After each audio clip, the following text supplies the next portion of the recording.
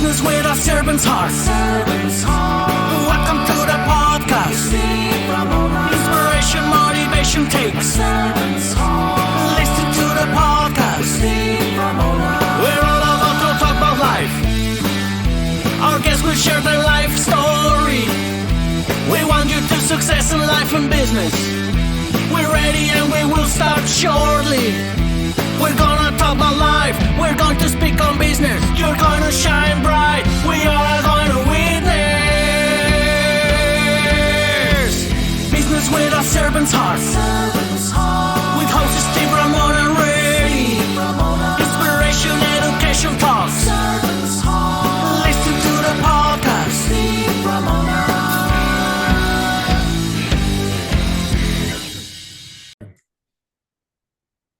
Welcome to Doing Business with a Servant's Heart podcast. I'm your host, Steve Ramona. I'm so excited about my guest today. You're going to learn how they're going to motivate, inspire you, and educate you. He just showed me something called Blue Portal. I think you guys are going to like, especially people that like spirituality. Now, audience, here's your homework today. Yeah, you got homework. I'm your teacher. How are you going to serve yourself and others today? What impact will you create today? Why wait? Give those gifts. Give those gifts. It's the best feeling in the world. Trust me, my guest has been doing it for a long time. You'll learn more about that. I want to thank my incredible sponsor, Pantheon. Join this community of thought leaders who want to change and impact the world, but also each other.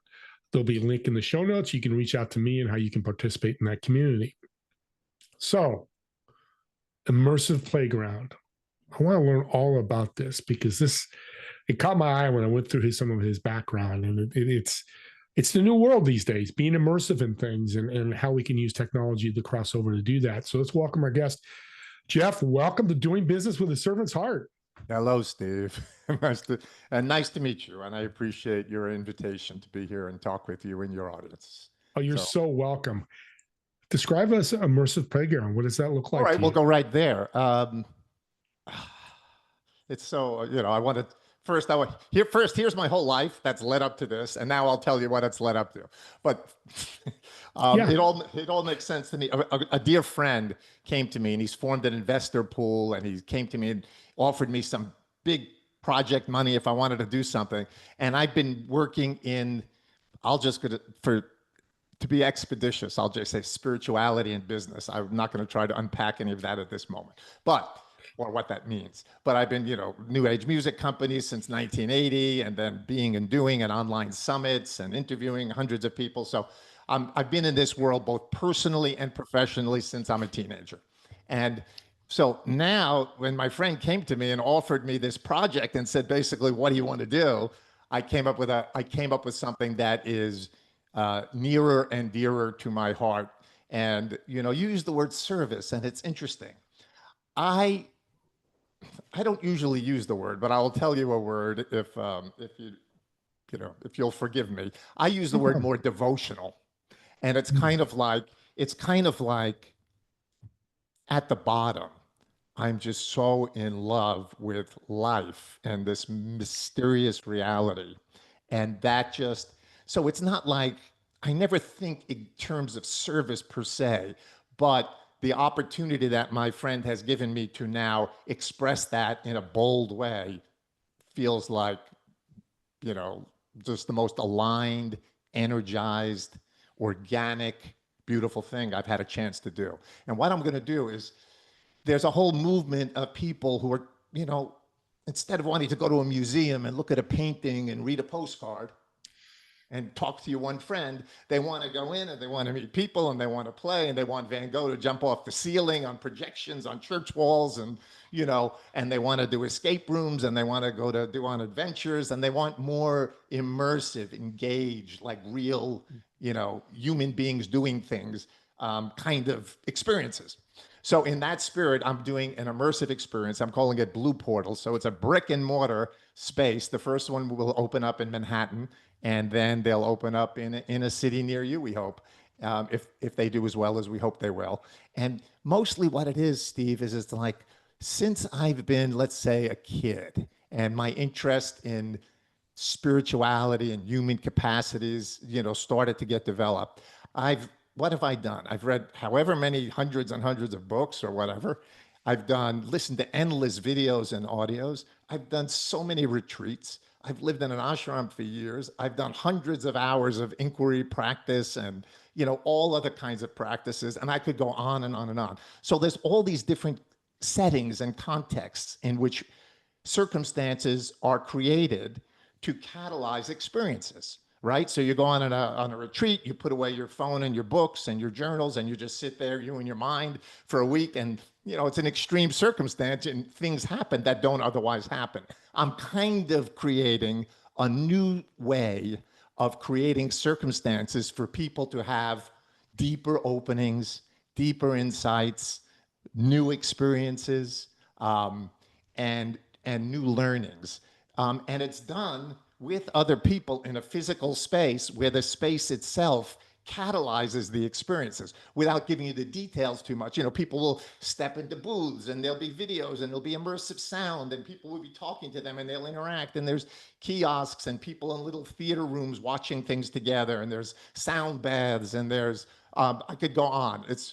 Some of them are very novel. People will be discussing them. At one point we build a little room about gratitude, and people walk into it, and we've actually constructed a graveyard, and we have little gravestones standing there, because I just know from, being alive that, the inquiry into mortality can often deepen people and help people's hearts open in ways that not that many things do. And by actually sitting there, supported by the music, supported by your relationship with the people that you're with, and by the guided guidance to consider the people in your life and what you're grateful for, and all the abundance. And we're going to have to get a lot of tissues in that room, I suspect. But so things like that.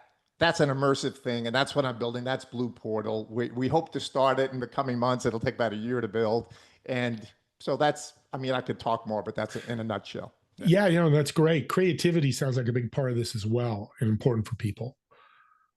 There are some specific exhibits in it which show people things about how to open creativity. Do you want an example for? Yeah, let's hear that. Yeah, I'd love to. One thing, for example, is we work with a guy named Dave Rock, who was the slam poetry champion from Ireland. Amazing guy. And he got so free at his kind of rhyming and his freestyle speaking. He used to get on a stage, having sold all the tickets in the venue, not having any idea what the show would be. Wow.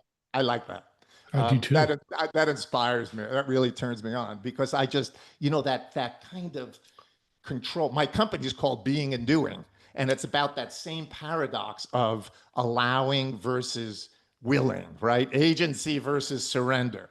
And living right there on that edge is the central consideration of this business project. So Dave's flow speaking can be integrated into this Blue Portal project. People will just see a little booth and they'll walk in. It'll be beautifully designed. Everything's going to be gorgeous. We have the most amazing artists working on this. Everything's going to be gorgeous. They walk into a little booth, and then Dave will explain to them that you can just start talking to yourself out loud. And if you do, and you follow his prompts, amazing things happen.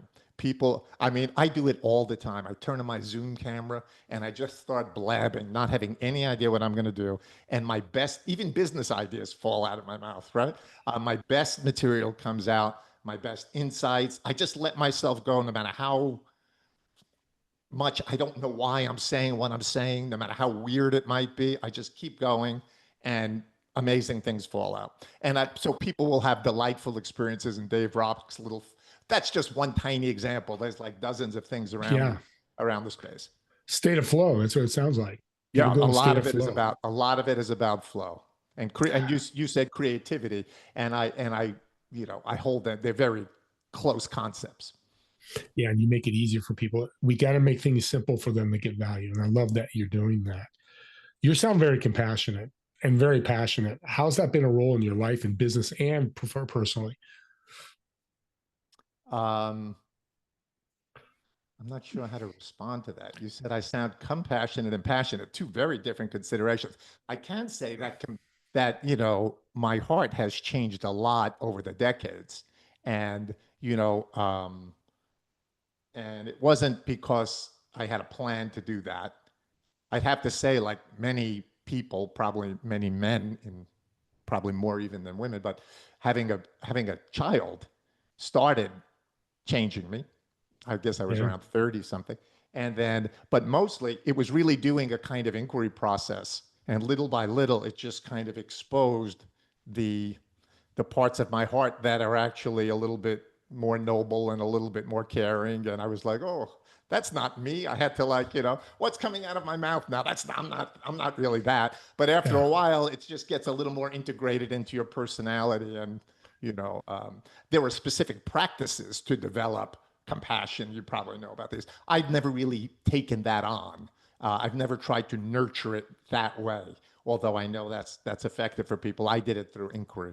Um, Different for everybody, and that's fine. You get to the point, that's the problem. You get to A, that's where you want to get. If it's compassion, whatever way it gets you there, or passion or gratitude, like the graveyard that you mentioned, which is really cool. I'm imaging that in my head, like you can't be more grateful than being in a graveyard. I'm a big Stoics guy, and the Stoics talk about we're going to die someday. So what are you doing today? Because you don't know what tomorrow's going to look like. We hear it all the time, and we need to keep hearing it. And that's what you're doing with Blue Portal. So in your life, you've done so many different things. What one moment in your life really changed you and really uh, uplifted you to another level? it's since you asked the question to focus on an experience, I'll answer it that way. But I also want to say that it's not. Well, first I'll tell you kind of an experience, but I want to make it clear that the point of the story is not the experience. I'll explain what I mean. The experience, at a long retreat, fabulous retreat with a teacher who's since passed away, in the Tibetan Buddhist Mahamudra tradition, a teacher named Dan Brown, just a spectacular genius on so many levels. And just I could go on about his retreat, but we had spent days developing focus such that your mind was just there. You could put it wherever you wanted. It was great. And he's giving everybody very precise personal instructions. And then we get to the end of the retreat, and now we're going to cross over to awakened awareness, right? So he starts using his translations of the traditional crossing over exercises, and da da da da da. And I'm sitting there, and then all of a sudden, I just relax in my body. I didn't know I was tense. All of a sudden, my body just gained 50 pounds and fell into the floor, and my eyes opened up. And I'm like, oh, everything I've always been searching for has been right here all the time. And I'm like, it's right here. And I'm like, oh. And then I'm like, oh, it's always been that way. Oh my God, what a stunning insight. And then it's like there's no difference between inside and outside, right? There's Yeah. no, it's just it's the classical bullet points of that experience. Um, and then I could say the experience ended, but now is where I'm circling back to why I said I don't usually like to talk about this as an experience, because it's not, oh, I had a great experience. It's, I had an insight into how things are now, right now, like as we're talking. So Yep. that insight is still true. Now, it doesn't mean that I just go like this and I'm in a state of everything's lovely, but it stopped my, do you use the word seeking? As a young man, I identified as a seeker, a spiritual seeker. I wanted to be one of those people who reached enlightenment. And then as a result of this insight, not only because it's my whole life and it's everything and everybody's path is different. So I want to just respect the nuance here and not make it too clunky. But basically, out of that experience, I stopped being a seeker. And Okay. it wasn't because I found something and now I've got it. It wasn't like I was searching for a pot of gold and I found the pot of gold. I just realized that all of the processes that I would call seeking, the questioning, the looking, the trying to have that experience, the trying to have that experience, trying to have that experience I had on the retreat that day, anything, any attempt to manipulate my experience to make it better was just in the absolute wrong direction. Seeking is just the way of saying, of denying the insight that I had. So it wasn't that, and it wasn't like a discipline, like when I see myself seeking, I tell myself to stop. It was just that, I no longer thought it was going to lead to anything. I just lost interest in it. It happens. You know, and then I lose interest in my whole, you know. So it's like, I mean, I'm not trying to create a wrong impression. I'm pretty much uncomfortable all the time. I've got all kinds of things going on, and I feel them all. I'm not trying to spiritually bypass and get away from being a human being. Not at all. That's another whole conversation. But I actually enjoy being a human being much, much more than I did. I love being a person and having a personality and an ego and a mind. I love it all. It's great. And I'm not in a struggle with myself. I'm not in conflict with myself about how to change it and improve it anymore. So it's kind of like, that's why it's like, you have to say that when you talk about not being a seeker. It's not that you found, it's just that seeking stopped being interesting. Yeah, no, that's a good point, because you always want to be somewhat seeking, learning, educating yourself. That's how you grow. So in the stuff I went through, you had the intersection of art, technology, and personal transformation. I love tech. I know nothing about art. I couldn't draw that beautiful picture behind you. How's that happen? How could I involve art to technology, to my technology background, to transform me? Well, I mean, I think you grabbed that little soundbite as I was describing Blue Portal, you know, and Blue Portal is really going to be that combination. And I mean, we'll see. Like, the thing about Blue Portal is, you know, I have the whole thing designed and I know exactly where it is and what we're going to do, but I haven't started building it yet. We're waiting for the final funding to come through, and then we're going to start. Yeah. And when I start, one of the first things I'm doing is I'm putting together a big team of collaborative creatives. And if the whole thing looks different than I just showed you, you know, 6 months from now, that's fine. It's like, whoever's got the best ideas, that's what we're going to do. And a lot of them will be designers, builders, and artists. And I have to say, when I see, you know, magical art where it's clear that the person is just, you know, operating from some other level, I find it, you know, it strikes deep. And I'm going to just make sure that Blue Portal is just, everything is going to be just stunning and surprising. And, you know, we're working with a team of people that are like, you know, that were very involved in Burning Man for 20 years. So we've got all these builders and designers that are used to doing way out of the box design work. And, you know, so I find it all very inspiring, and I think it touches people in ways that we don't even know, you know. Yeah, your excitement is so infectious. I love hearing you talk about this, because that's what people need to be about what they do for their business. If you don't have passion like this, excitement for it, don't do it. Sorry. You know, you could say, I love the garden, but I'm not going to, you know, buy a garden and sell, you know, plants. That doesn't make you excited like you are. So thank you for sharing that. Spirituality's changed over the years. You know, I'm spiritual, and I love that the energy you talk about. I've never asked this question, but I think you have a great answer. What's the future of spirituality in the next 2 to 5 years? Well, that's too big, man. Because there's so many people mean so many different things by spirituality, so we'd have to kind of dive into that. But I will tell you, just because you're asking, and just because I bumped into it, that I've just heard a new idea from my favorite philosopher, Tim Freak, who's got this great. Do you know Tim? I've heard his name. I'm not read Yeah, any of he's his just stuff. this great author, and he's come out with this pod book. I really think you should check out. It's up on YouTube. Freke, Tim Freak, and you know, people are used to thinking about evolution in terms of Darwinian, you know, natural selection.